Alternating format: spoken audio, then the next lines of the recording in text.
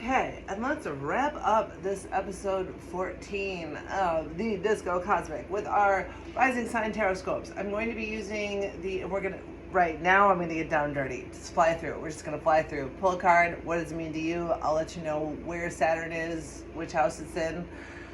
I would love for everyone to start being able, like, what does this card, even if you don't know how to read tarot, what does this imagery say to you? How does this reflect in my life? And then if you want to do a quick Google search, like, oh, Disco said that, this is my rising sign and this is where Saturn is, and then this is what house it's in, so these are the areas that it could be affecting, my work life, my home life, my relationship sector, all the different things that the houses represent. And then what does that card really mean to you? When we talk about sitting at the oracle and we talk about signs and symbols and archetypes resonating, it was, one of the things, again, Adam has been on fire lately. Just letting you guys know. If you get a chance to check out some of his videos lately, he's really been, saying a lot of things that I agree with. And, that we don't have to defend whether or not a sign or symbol resonates with us. Everything about human life is a sign or symbol. Money, it's made up. Time, it's just the measurements on a clock. Debate me. There are so many things about our human existence that we take for granted, that we don't understand. And so if we want to assign meaning to archetypes, symbols, and signs that allow for us to participate in life on this entropic planet in a way that serves ourselves and our community, hey, we ain't hurting nobody. And you don't have to defend your spirituality to anyone. And, it can be just for your own private practice, for your own private life, and to feed whatever it is about your soul that is reaching out for something more, for what's beyond Saturn. What is the liminal? To be humble, that we don't know what we don't know, and we know that we don't know. All right, tarot scopes. Here we go. I am using the Tarot de St. Croix, just because I like the sunflowers on it. It reminds me of Virgo season, and just, this transition, like I said, in between the harvest time and the fall equinox. And I've already done my invocation. I'll shuffle a little bit, and then we're going to get going. And yeah, just real quick, real simple, real down and dirty. Real down and dirty. Now we're getting to the down and dirty part. Anyone who's missed the down and dirty disco, here we go. Oh, they won't even see. I already shuffled them. They're like, no, bitch, you already shuffled us. What are you doing? We don't want to be shuffled again. Sometimes you gotta listen to the cards. All right, so for our Aries, 12th house. Saturn is in your 12th house right now. Careful, look that up. So what does the eclipse season have for you? Wheel of Fortune. Now remember, endings to beginnings. So this is a major arcana card. The fates are in your fortune. What are you ending and what are you beginning? Or even if it's not a solid ending, but you're expanding, what is it? What is it? And what does the eclipse season want you to know? So it wants you to take that leap of faith, like Saturn opposing Mercury is asking you to, or is it just letting you know, hey, you're doing good. You planted your harvest. Taurus, 11th house is where Saturn is. We've got the Ace of Wands for your eclipse season. What a wonderful, right. It's almost like, and I see the fire in the tip of this, sometimes we do need, overgrowth is unnatural as well, right? Taurus, and for a Taurus rising, luxury, overabundance, some of the times those things can get the best of us, and sometimes it's okay to trim back a little bit and start new, and start maybe a new health regimen without consult your doctor always, but doing something for your body that your body's going to really like, or that your home's going to really like. Maybe cleaning out, it just reminds me of cleaning something out and replacing it with something new. Ace of Wands. And remember, Saturn is in your 11th house. And, just to Aries, with Saturn in your 12th house. It's the malefic house. I highly suggest Googling some of these things I'm talking about. It will just help immerse you. It'll help immerse you, and we'll have more fun in the disco too. I promise you that. All right, so for Gemini, where right now Saturn is hanging out in your 10th house, you've got the Empress. So what does eclipse season have for you? You know, maybe there's a new child in the way. Maybe you planted seeds, or maybe you're trying to have a child. Sometimes that's what the Empress can represent, and especially from the point of view of in between these eclipses, in between harvest season, getting ready at the fall equinox. But it can also be the birth of anything, of a new idea. And this is where we can look at it through the POV of the Saturn and Mercury. What do we talk about ideas? Being responsible with them.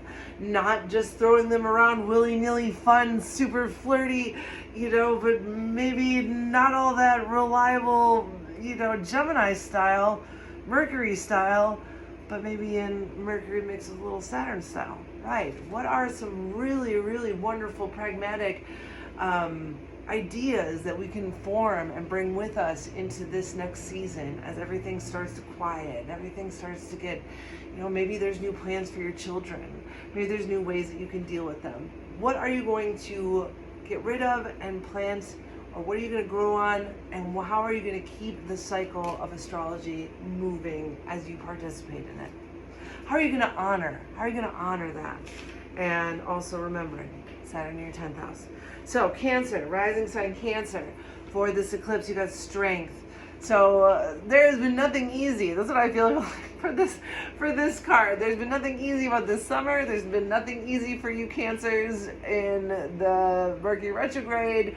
And now is a time where you can breathe a sigh of relief and know that the seeds that you have planted during this time, in between these eclipses, are going to bring you the strength that you need to get through the rest of the year, and also possibly have a better 2026. I don't know if better is the right word. Have a more sustainable 2026. Have a less chaotic 2026. And just also knowing that the strength is within you. Whatever I'm talking about, again, like I said in the beginning, what does this card represent to you? And for Cancers, Saturn's in your 9th house, so think about that as well. What's going on there? What is the opposition telling you? And right, this is a great card for you in between the eclipses. It means you've been paying attention. Love that. Although it hasn't been easy. Yikes. Right. Good for you.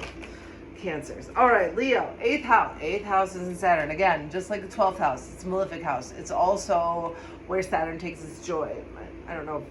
There's a lot of debate about whether Saturn takes a joy, whether Saturn has joy. I don't even know if I'm framing the debate correctly. There is a debate about the malefic houses and whether or not they have joys at all. But Saturn is where it takes its place. It takes its place in the 8th house. And that is where your Saturn is, which is also, you know, the death house, and Saturn's the death planet. So look into that a little bit, Leo. For your eclipse reading, you got the 7 of Pentacles. So you have been, you know, again, planting your seeds, waiting for your crops to come in, having patience.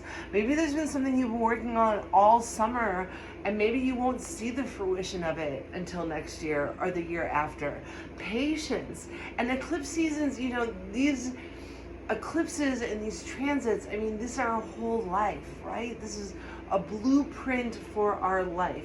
So what I'm saying to you right now, it may not manifest, or, you know, you may not be like, oh wow, Disco Cosmic, I just heard that on the Disco Cosmic and now it's happening. But maybe in 5 years you will. And Adam have content warning, Adam heavy episode, okay? But Adam talks about this as well, of just going back when you're older. You know, I am almost 50, so I can go back and see where these cycles, what was going on in my life during that same transit, during this other lunar eclipse, during this other eclipse season during Virgo before the harvest time. Start to make those connections, and also just know that the eclipse message that it has for you, Leos, is that all of your hard work is going to pay off. A little more patience. You are kicking this season's ass, is what I see in this card. Like, right, it's got all of the Virgo elements that we need to see for a Virgo rising during the eclipse season. Hang in there, you've planted your seeds, and they're going to come through for you. Okay, so onwards we have Virgo. Saturn is going to be hanging out in your 7th house, which is your house of relationships. So look into that and which sign homes it. The card I picked for you for the eclipse season is the 10 of Cups. What a beautiful card. It's a wish card. Make a wish.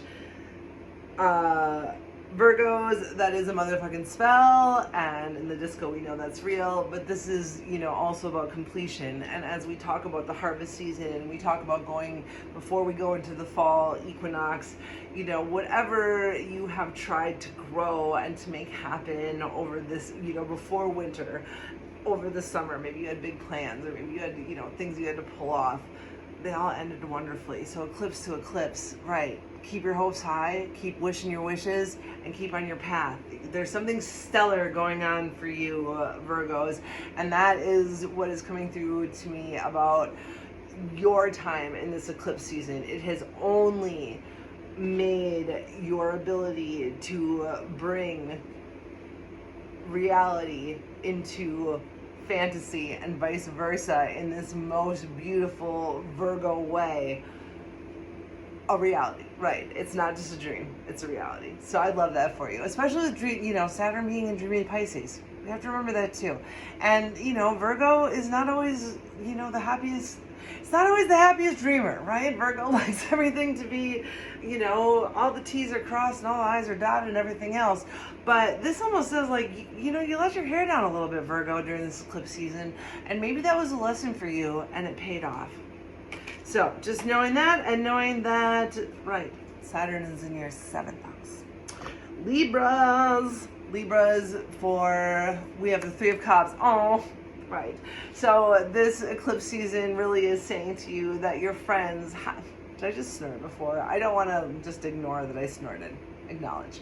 Anyhow, going on. Onwards.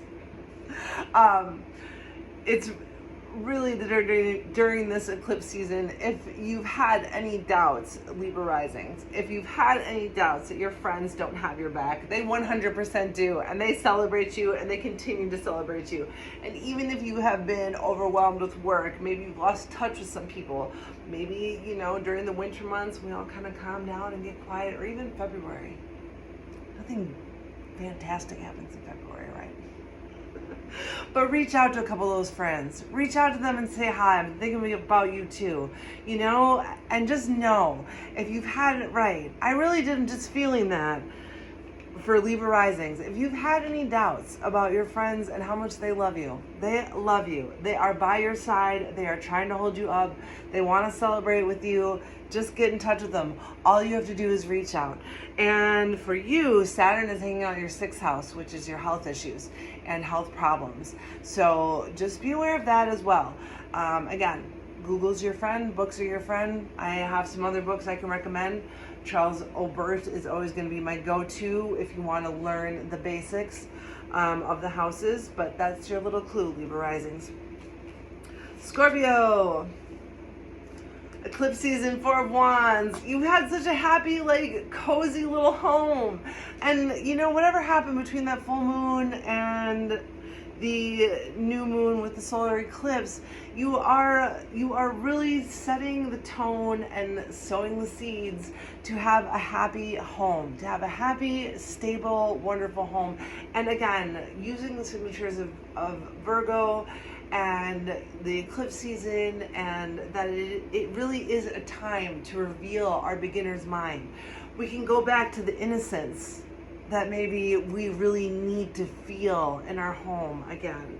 So I love that for you, Scorpio rising. I think that's such a beautiful card. And right, Scorpios can sometimes, you know, you can be mature and you can be advanced and you're so smart, and taking that down to your innocent, playful self. Again, Mercury and Saturn. Yes, you can be stoic. You can be stoic and you can be hardworking and you can not let anyone in and you can do all these things. You can be secretive and all that. Where's your inner child? Where's this naked lady on the horse? Where is she inside of you that you want to let out and have her ride all over the mountains carefree? That is what Mercury opposing Saturn in this eclipse season has for you. Wonderful, Scorpio. Sagittarius, Temperance. We have the Temperance card. So during this eclipse season, you know, temperance is about everything in moderation, including moderation, right? So maybe there's been some things that you have had to cut back on, but there might have also been things that you've had to, you know, accentuate. You've had to do more of. You have to balance. It doesn't necessarily mean more. Maybe you need more rest. Actually, that's what's coming through, Sagittarius. You need to rest. The balance that is missing from you, and also, again, the beginner mind, the inner child, the time in the eclipse season to really refresh, reset. Do I want to take a nap? Do I have a favorite stuffed animal?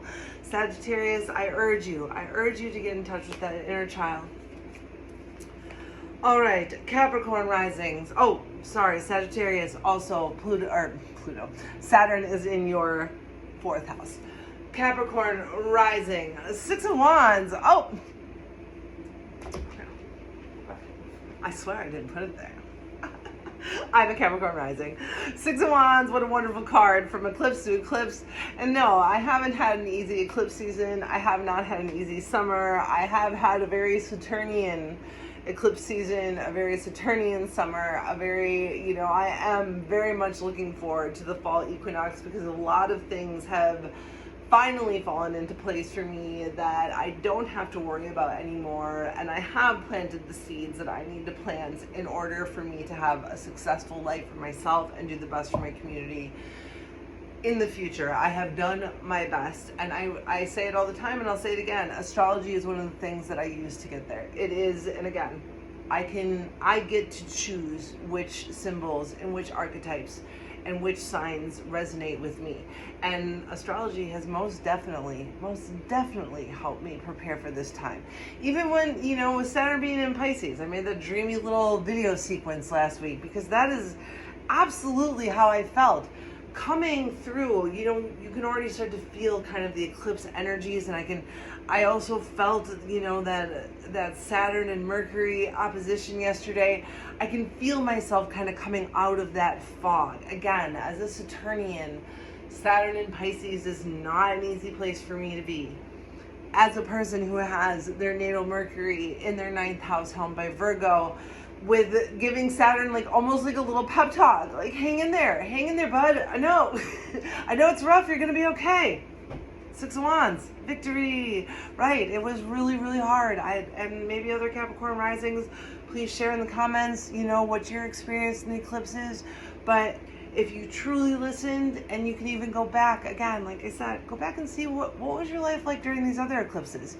What did they mean in your house? By the way, Saturn is in your 4th house. Well, it's your 3rd house right now. Saturn is your 3rd house, Capricorn rising. What does that mean? How has that played into this 6 of Wands? And how has that motivated you in this eclipse season to truly understand and participate in astrology? I don't want to be an astrology baby. I don't want to be an astrology teacher. I don't want to be an astrology student. I want to be an astrology participant, and I want the 6 of Wands energy, and I'll take it. So that's our Cap risings. Okay, we got 2 more to go. And then we are finished with this disco. So Aquarius risings, you got the moon. So this was not an easy, right? And we're talking about eclipses. You got the moon, right? So this is an important eclipse time. And think about those dates. From the 7th to the 21st, what happened in between that time? And how did it make you feel on a lunar level? And I'm talking about emotions. I'm talking about visions. I'm talking about dreams. I'm talking about any kind of, you know, even caress of the luminal. The moon is inviting you, Aquarius, and you know, you're also ruled by Saturn. So that Saturn-Mercury opposition, you know, this is a very magical card for you to get. If there's any Aquarius risings that are out there that want to, share with me a little bit, how has this eclipse season gone for you? And what does this mean for you going into the equinox? Is this a card of being more present, just being right now? This is the way that we want Aquarius, when I say we, I mean the planets, the gods. Is this how we want, our Aquarius risings to focus on right now? Is just this moment? Can I say Pitbull? Just feel this moment. Right, you know what I'm talking about. Is that, have you done the work? Has something spectacular happened? Now you just need to sit with it? Or are you facing a big decision? Or just an overall life haul that you really need to sit with and think about? The depths. Look how far down that reflection goes. The depths. That's what is coming up for you, Aquarius risings, for the message from the depths of this eclipse season. You literally got the moon. So, and also Saturn will be in your second house. So whatever that's opposing, that is where Mercury is for you right now. And they're talking to each other, figure out what they're talking about. And if you felt anything, if it meant anything to you, if you can start to see the connections between, this allegorical, metaphysical, circle that we talk about, and how we bring it into meaning something right here, right now, with these fingers and this hair and these eyes and this outfit and this cup of coffee. I'm an animist, right? Everything is a soul. You have to be. If you're gonna be a participant in astrology, you kind of have to be, because it means everything's alive, everything's got energy, and everything's got something to tell us if we're tuned in. And that moon card, Aquarius, I feel like you've been tuned in. All right, so second house is in Saturn. Let me know in comments, right? I'm always up for discussion. I love to reply to comments, and if you have anything to add, please, let's discuss. The disco loves other participants. And the last one we have is Pisces. So Pisces, obviously, Saturn is going to be in your first house. And the reason too, I like to do things like this and structure the disco where we're just kind of sliding in, like, so this is where Saturn's going to be. And, because after a while, once you start to really be able to visualize in your own head where the houses are, where the oppositions are, they always do the same. There is a pattern to it. It makes it easier to be a participant. So that's kind of what I do here in the disco. I will just add in little elements every time. Maybe I won't explain them all the way, but they're just so that we can start having a representation for us to think about, because that is where, I do find one of the access points to be. So Pisces, let's finish this out. Look at you. You got the sun, and you got the beautiful, where's the cover here? This is the reason I picked the deck, Pisces risings. Sunflower. And it's beautiful. It's Virgo season. We're right. This is when the sunflowers are big, they're beautiful, they're out there. And, they're a sign of transition to fall. They're a sign of transition to the equinox. And they're also a sign of gardening. So, Pisces, obviously Saturn is in your first house, so it's knocking you around, right in the public eye, you could say, or in your, direct life that, again, let me know. Pisces first house, let me know what your experience with Saturn in your first house has been. And the message you got for in between the eclipses is just keep on growing. Keep on glowing. And she's holding a little sun up there in her little garden of beautiful sunflowers. And just know that this eclipse season has nourished you. That's also what I feel coming through here. With Saturn in this double, this mutable double body water sign where it's very uncomfortable and it's very like, what is all of this structure? I just want, I don't understand. I like to dream. Hold on to that dream. Hold on to that faith and trust in the wisdom of Saturn. Even if it feels uncomfortable, because, I know it does. As a Saturnian, right? Pisces or Saturn in Pisces for me is uncomfortable. So I can only imagine what it feels like for you. But just know the sun's coming through to let you know. Take that leap of faith. Don't lose that faith. Keep that hope alive. We got high hopes for a living. So that's what I got for you here at the disco. So yeah, Mercury's going to continue to do a whole bunch of other spectacular things. There are many, many other access or people to listen to about all the other wonderful things that Mercury is doing this week. I think it's going through some pattern where it's hitting like or it's forming some kind of angle with every single planet. Saturn was just the first one because it's 17, right? So, but it's going through all of them. And yeah, I will see you next week. Thank you for being here. And thank you for listening. As always, I'm always so grateful. And that is episode 14. Disco out.